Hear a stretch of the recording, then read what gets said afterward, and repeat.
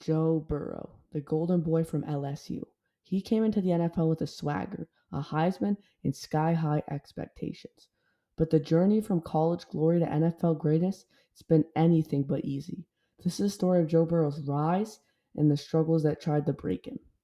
Same with the Bengals. They went from the riches to rags. We're gonna go over Burrow's career and the Bengals in the last couple of years and what's been happening. Let's strap in and get into this. Joe Burrow didn't grow up in football royalty. He was born in Ames, Iowa, the son of a football coach, and spent most of his youth in Ohio. He wasn't the biggest name in high school, but he had the work ethic, IQ, and confidence. He committed to Ohio State, hoping to make his mark, but 3 years on the bench behind JT Barrett and Dwayne Haskins left him forgotten. He could have faded out, instead he bet on himself.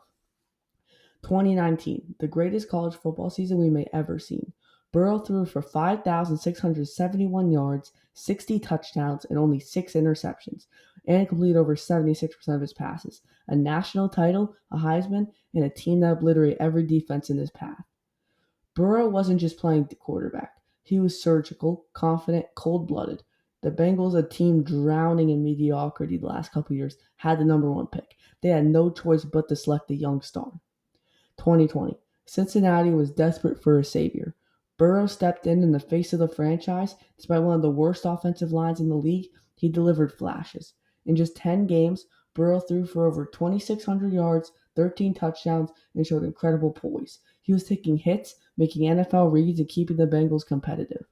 For most quarterbacks, that type of injury changes their career. Not Burrow. He attacked rehab, he stayed close to the team, and by next preseason, he was back on the field. But few expected what came next. Burrow's second season, no one gave the Bengals a chance. The AFC North was stacked, the O-line still shaky, but the Bengals had a secret weapon, Jamar Chase. That old LSU connection was reborn and back in business. Burrow threw for 4,611 yards, 34 touchdowns, and led Cincinnati to its first division title since 2015. In the playoffs, he also delivered. Raiders beat them.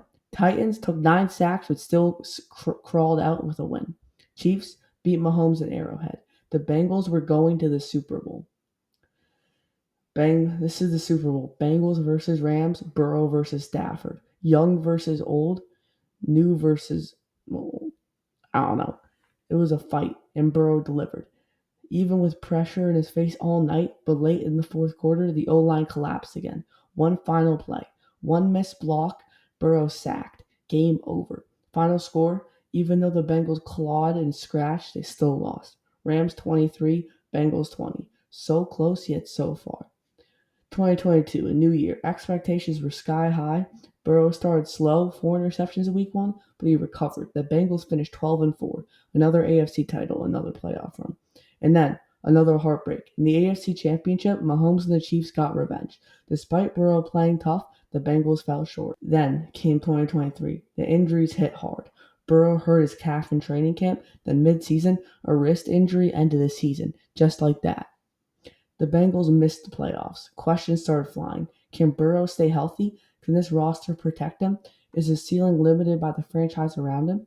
The NFL doesn't care how good you were in the college or how close you came. It's a brutal league. Burrow has an MVP level season, but also season ending injuries. He's already taken more than 150 sacks in just 4 years.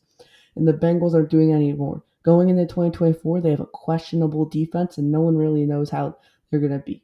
But no one had the idea how bad the Bengals were going to be this year. Anyway, Burrow was the highest paid player in NFL history, but that comes with pressure and expectations. In 2024, it was a disaster. The defense collapsed, and Joe Burrow's historic MVP season and crazy Bengals offense went to waste, all like that in 1 year. 2025 and beyond, Burrow is still entering his prime. He has Jamar Chase, T. Higgins, a better O-line, and the tools are still there. The Bengals aren't underdogs anymore. They're contenders.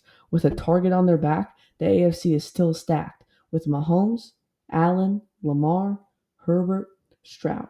But if Burrow can stay healthy, he might be the one to challenge Mahomes again and bring them back to the Super Bowl and maybe finish the job this time. Joe Burrow's story is far from over. He's been doubted, injured, pressured, and he still has one of the best in the league. Cool, calm, and dangerous. This is Joe Burrow. The rise, the pain, the comeback, and the future.